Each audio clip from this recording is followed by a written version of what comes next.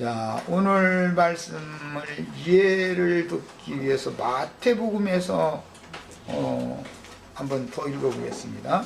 문맥에 어떤 차이가 있는지를 이렇게 잘 살펴가면서 읽으시기 바랍니다. 마태복음 24장 3절부터 28절까지 읽겠습니다.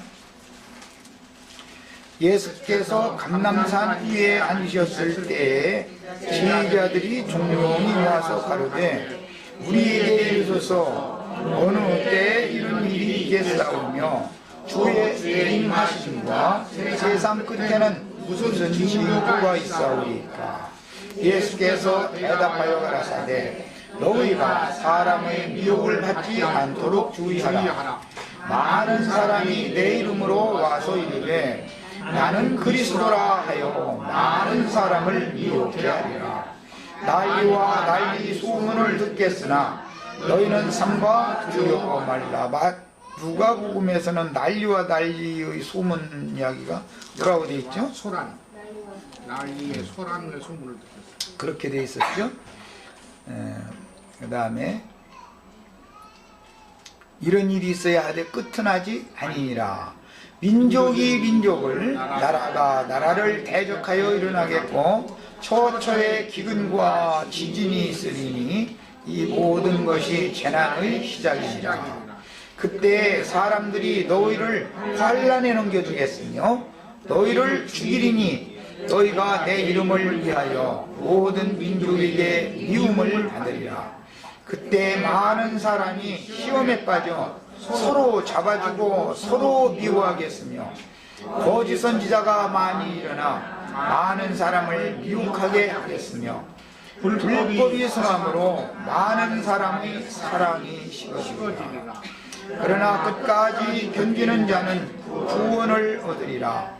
이 천국 복음이 모든 민족에게 증거되기 위하여 온 세상에 전파되리니 그제야 끝이 오리라. 거기서 불법이 성함으로 많은 사람의 사랑이 식어지리라, 이제 이 말씀에 대한 오해가 있어서 이것은 뭐 길게 다룰 필요가 없으니까 인류애라든지 인간애가 뭐 식는 것도 물질 문명이 발달하면, 세상에 자꾸 물질 문명이 발달하면 그 인정이라고 하는 것이 자꾸 이제 소실되죠. 그런데 그것은 상징이고 실제적으로는 하나님을 향한 사랑, 예수님을 사랑하는 사랑이 식어진다, 그걸 말하는 것이지 100일어치 아줌마하고 100일어치 아줌마가 잘 지내다가 사이가 나빠진다, 그런 말이 아니에요. 자, 이제 15절 이야기 읽어나갑니다. 그러므로 너희가 선지자 다니엘의 말한 바 멸망의 가증한 것이 거룩한 곳에 선 것을 보거든 읽는 자는 깨달을진저. 누가복음에서는 예루살렘이 군대들에게 에워싸이는 것을 보거든 이렇게 됐죠. 그런데 여기서는 마태복음에서는 다루는 관점이 다른 걸 알 수가 있죠. 멸망의 가증한 것이 거룩한 곳에 선 것을 보거든 했고, 읽는 자는 깨달을진저 그랬고, 그때에 유대에 있는 자들은 산으로 도망할지어다. 지붕 위에 있는 자는 집 안에 있는 물건을 가지러 내려가지 말며 밭에 있는 자는 겉옷을 가지러 뒤로 돌이키지 말지어다. 그날에는 아이 된 자들과 젖먹이는 자들에게 화가 있으리로다. 너희의 도망하는 일이 겨울에나 안식일에 되지 않도록 기도하라. 이 말씀은 누가복음에서는 없었습니다. 이는 그때 큰 환난이 있겠습니다. 창세로부터 지금까지 이런 환난이 없었고 후회도 없으리라. 그 날들을 감하지 아니할 것이면 모든 육체가 구원을 얻지 못할 것이나 그러나 택하신 자들을 위하여 그 날들을 감하시리라.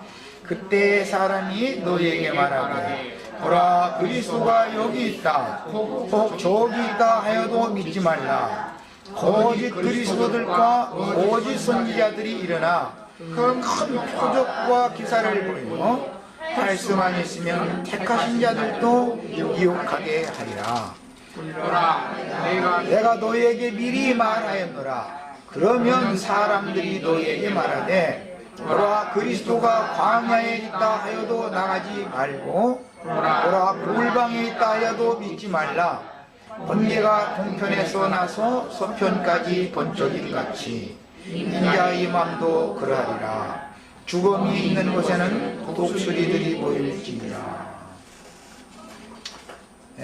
그리스도가 다시 오신다라는 말은 뭐 어디 어떤 사람이 나타나가지고 어떤 그럴싸한 말세의 징조, 말세론 등등 이런 것들을 전해가면서 지금이 세상 것이다 이런 걸 전할 때 그 사람이 그리스도인 줄로 오해하면 안 되겠다 그 말이겠죠. 그리스도가 여기 있다 저기 있다. 그러니까 그리스도는 어떤 물질계에 속한 어떤 한 사람을 통해서 여기에 나타난다거나 또는 어디 어느 장소에 나타난다거나 이렇게 오는 게 아니다 이 말이죠. 그리고 오늘 이제 읽은 말씀에 보면 그 날들에 대해서 말했으니까 그리스도가 오는 날은 어느 한 날이 아니죠. 자, 이제 기본적인 말씀에 대한 것을 마태복음에서 중요한 부분만 간략하게 말씀을 더 나누고 누가복음으로 가겠습니다. 먼저 민족이 민족을 나라가 나라를 대적하여 일어나겠고 처처의 기근과 지진이 있으리니 그 7절 이하에서부터 한번 생각해 봅니다. 이게 재난의 시작이다 그랬습니다. 이런 것도 세상 나라에 뭐 그때 당시에는 세상 나라가 큰 제국에 의하여 많은 나라들이 제국에 의하여 점령당하고 다스려지고 있었기 때문에 예를 들자면 로마 시대에는 로마가 지중해변 소아시아 지역까지 전역을 다 이렇게 모든 나라들을 다스렸잖아요. 그렇게 하다가 자꾸 문명이 발달하고 사람들이 이제 트인다 그러는데 깨면 각 민족 혈통적으로 각 방언이 같은 사람인데 그 같은 민족이 되니까 그런 사람들은 자기네 나라를